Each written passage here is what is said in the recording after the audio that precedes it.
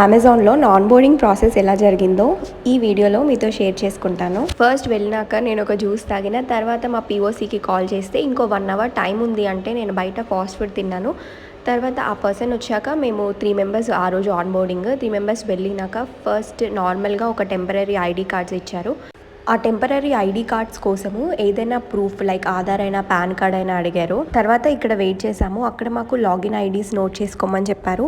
ఇంకా మా ఫ్లోర్లోకి వెళ్ళిన తర్వాత అక్కడ నుంచి నెక్స్ట్ ఐటీ సర్వీసెస్లోకి వెళ్ళాము టు కలెక్ట్ ద ల్యాప్టాప్.